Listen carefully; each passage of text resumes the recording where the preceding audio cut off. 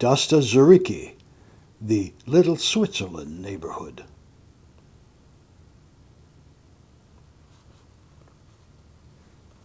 The somewhat insular commercial and social structures of early Sensuka were finally penetrated by the Swiss when the young monarch, Volody II's fondness for cuckoo clocks finally enabled their access, still otherwise closed to other foreign corrupting influences. Swiss were imported to build Volody's great imperial cuckoo clock, thought to be the largest such clock ever built, and a host of the workers remained, settling into the Dostoevsky neighborhood, known as Little Switzerland. Its Zurich Street is lined with shops selling imported Swiss products and home to many restaurants serving both Swiss and Sensukian dishes. A Sensukian child's visit to the Dostoevsky's quaint curio shops with surrounding images of white mountains, blonde dairy maids, and windowsills filled with flowers could mark the beginning of a lifelong fascination with all things Swiss. But maybe traveling there he might discover that the place he has dreamed about was never to be found.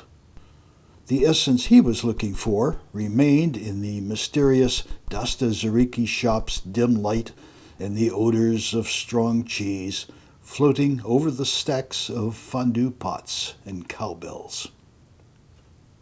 However, near the far end of Dostoevsky's stone pier, a Swiss sailor wearing the traditional lederhosen breeches sits on a mooring post. His pose gives him a somewhat wistful air as he gazes off to sea, dreaming perhaps of the mountains of his native land.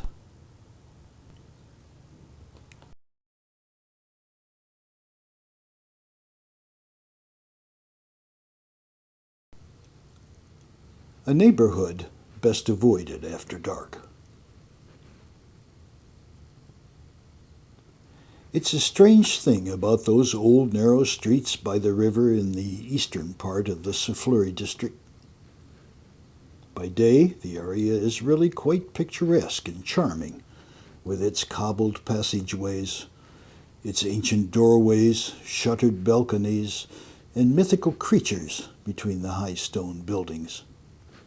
But after nightfall,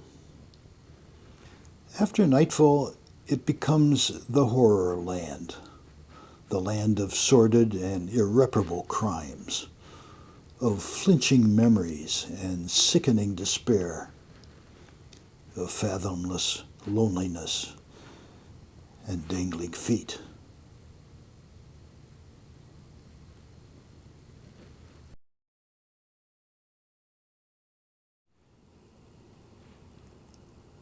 A neighborhood beauty remembered, Naramoa in Peliasti.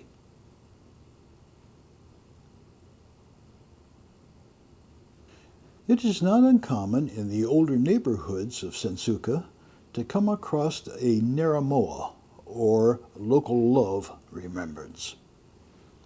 Emperor Volody III had decreed that neighborhood councils create an emblem of the district's pride, often a monument to a local beauty recalled by the elders.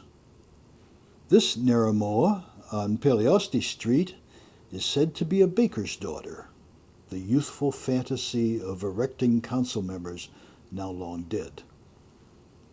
Her name is forgotten, but just a few years older than they, she had dominated their dreams. How their hearts once contorted with agony and anticipation. Oh, that wonderful agony, where did that feeling go when their mothers would send them out with 6 shillings to buy a loaf of bread and 6 currant buns, please? No, thank you. That's all.